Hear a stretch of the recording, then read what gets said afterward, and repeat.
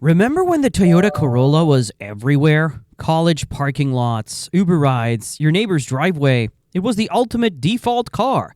Cheap, reliable, and just there. But now take a look around. What do you see? Teslas everywhere. Somehow Tesla did what Toyota pulled off decades ago, becoming the go-to car for the masses. But here's the real question. How did a niche luxury EV brand replace the best-selling car of all time? The Corolla era.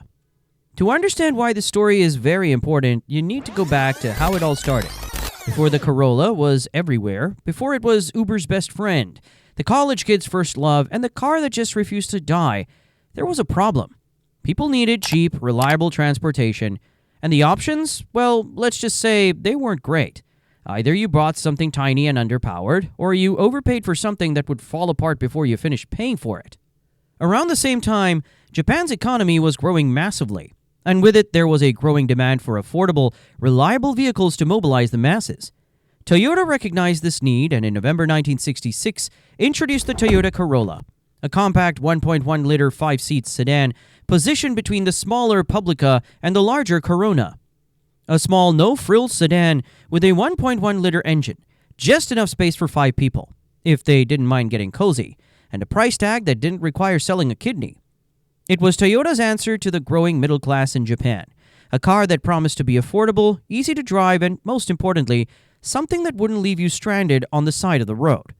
And people loved it. By 1974, just 8 years after its launch, the Corolla had already become the best-selling car in the world. How? Well, it wasn't flashy. It wasn't exciting. It wasn't going to win any drag races. But if you wanted a car that would just work day in, day out, year after year, this was it. Think about it. How many Corollas have you seen in your lifetime? Probably too many to count. Every used car lot had at least 5 of them. Every college parking lot, full of them. It was the car your parents handed down to you after putting 150,000 miles on it, and it still ran fine. The Corolla had a reputation. It was the car you bought when you didn't want to think about cars. The appliance on wheels. It got you where you needed to go without drama, without expensive repairs, and without draining your wallet at the gas pump. Mechanics loved it because it rarely broke. Parents loved it because they knew their kids wouldn't be stranded somewhere at 2 a.m. And taxi drivers, they practically lived in these things. By the 1980s and 90s, Corolla was an unstoppable force. Toyota had cracked the code. Keep it simple, keep it reliable, and don't mess with a winning formula. And it worked. Corolla owners didn't just buy a car, they joined a cult of practicality. And if you ever dared to ask them why they didn't get something more exciting, they'd just shrug and say, it works. So how did this humble little sedan go from the king of affordability to, well, something you don't see as often anymore? And how did Tesla, of all brands, sneak in and take its crown? The death of the Corolla. Well, let's talk about the elephant in the room. Gas prices. For some time now, gas prices have been skyrocketing. Back in the day, filling up your tank was just another minor inconvenience. Now it feels like a financial decision that requires a spreadsheet. 1 minute gas is reasonable, the next you're contemplating whether selling a kidney on the black market is a viable option just to afford a full tank. Sure, the Corolla was always fuel efficient, but even the best MPG numbers can't fight a gas pump that keeps climbing like it's trying to set a world record.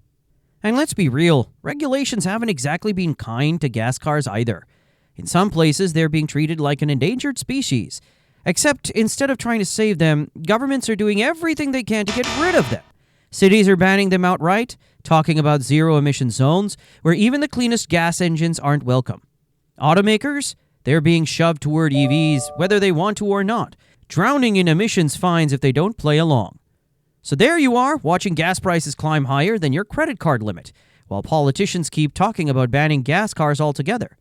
Suddenly owning a Corolla isn't just about reliability, it's starting to feel like an act of defiance. You're clutching your fuel receipts like war letters, wondering how long you can hold out before something has to change. And then out of nowhere, this tiny, barely known car company shows up and says, hey, what if you never had to buy gas again? The rise of Tesla. Enter Tesla. At first, nobody really took them seriously. They weren't a real car company. They were some Silicon Valley science project with big dreams and a tiny budget. Their first car was the Roadster. Cool idea, but let's be honest. Nobody was cross-shopping it with a Corolla. It was a niche product. A science experiment on wheels that technically proved EVs could be fun, but did absolutely nothing to threaten the reign of gas-powered cars. The Roadster was basically an all-electric sports car that could actually move, but it cost six figures and had the practicality of a roller skate.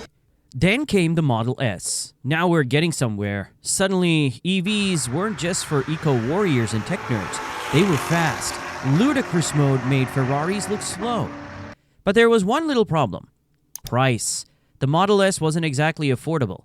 If you were a regular person, you weren't buying one, unless you were also willing to sell a kidney and take out a second mortgage. And then, the Model 3 happened. That's when everything flipped. The Model 3 wasn't cheap, but it was cheap enough. And when you threw in tax incentives, rising gas prices, and an overwhelming amount of hype, Tesla did something no other EV maker had managed before. They made electric cars mainstream. Suddenly, every tech bro, every eco-conscious suburbanate, and every Uber driver looking to cut fuel costs was making the switch. Because Tesla wasn't just selling cars, they were selling the future. And people bought in. They weren't just getting a vehicle. They were getting an iPhone on wheels, a car that could update itself overnight. That promised self-driving, eventually, maybe someday, and made you feel like you were part of something bigger than just a daily commute. The EV takeover. And so the shift began. People started comparing the Corolla to the Tesla Model 3. The Corolla had cup holders. Tesla had a massive touchscreen that lets you play video games, watch Netflix, and, oh yeah, occasionally check your speed. And let's not forget autopilot, which still isn't fully self-driving, but does let you pretend you're in a sci-fi movie while stuck in traffic. Toyota sold us on dependability. Tesla sold us on the future, and people ate it up. Then there's the price. Now I know what you're thinking. A Model 3 costs way more than a Corolla, and this was where the government came in. Over the last decade, governments have been throwing everything they've got at making EVs happen. Tax credits, rebates, HOV lane access, you name it. If you bought a Tesla, Uncle Sam practically gave you a high five and a discount. Also, remember gas prices? Teslas don't sip gas, they sip electricity. No oil changes, no transmission problems, no engine overheating in the middle of summer while you're just trying to get to work. It's like buying a fancy new fridge that somehow pays for itself in a few years. And in a world where gas prices feel like they were set by a Bond villain, that starts to sound pretty good. And speaking of economics, have you noticed what's happening with Uber? Remember when every Uber was a Prius or a Corolla? Now, it's a Tesla. Uber drivers aren't stupid. They've done the math. Sure, the car costs more up front, but with lower fuel and maintenance costs, it's basically a cheat code for making more money. But if you need one moment to pinpoint where Tesla truly took over, it was 2024. Over 1.09 million Model Ys sold worldwide, barely edging out the Corolla's 1.08 million. And look, you might say that's close. The Corolla is still in the fight. But here's the thing. This isn't just a blip. It's a shift. It's like watching a 40-year-old boxing champ finally take a knockout punch. Sure, the Corolla is still standing, but the momentum? It's all Tesla now. Think about it. For decades, you couldn't walk through a college parking lot, an Uber pickup zone, or a rental car lot without seeing a Corolla. And now we're in a world where people would rather flex their self-driving beta software than brag about their car hitting 200,000 miles without a hiccup. Now, Toyota saw all this happening, and what did they do? They played it safe. While everyone else was rushing to shove battery packs into anything with wheels, Toyota stuck to hybrids. The Prius, still king of fuel efficiency.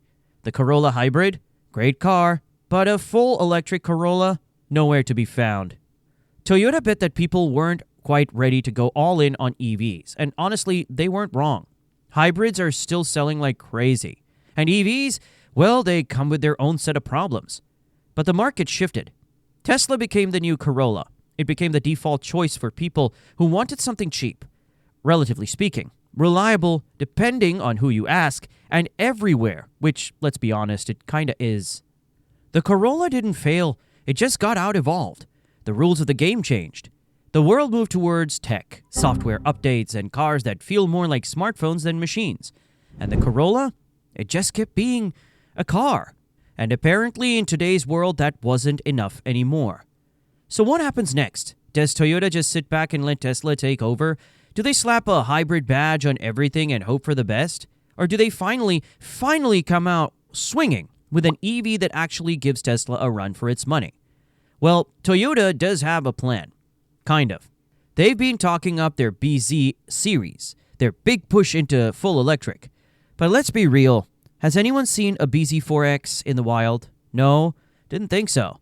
Toyota's been hesitant, doubling down on hybrids instead of going all in on EVs like Tesla, and you get why. They practically invented the hybrid game with the Prius. But in a world where people want software updates, dog mode, and a car that parks itself, hybrids just aren't stealing the spotlight anymore. So can the Corolla make a comeback? Maybe, but not in the way we remember. The days of cheap gas-powered Corollas filling up high school parking lots and being the go-to Uber ride, probably gone. If Corolla does return to its former glory, it might be as an EV, maybe even a self-driving one, which, let's be honest, kinda takes the soul out of what made the Corolla great. Its simplicity. And that brings us to the real question, is the era of the default gas car officially over? Because like it or not, Teslas have taken over where the Corolla left off. They're everywhere. They're kind of affordable.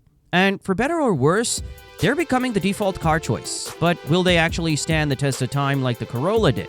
Will people still be driving their Model 3s 20 years from now with 300,000 miles on the clock? Or will they just be outdated iPhones on wheels, doomed to be scrapped the second their software support ends? What do you think? Do you miss the old Corolla days? Or are you all in on the Tesla takeover? Let's hear it in the comments.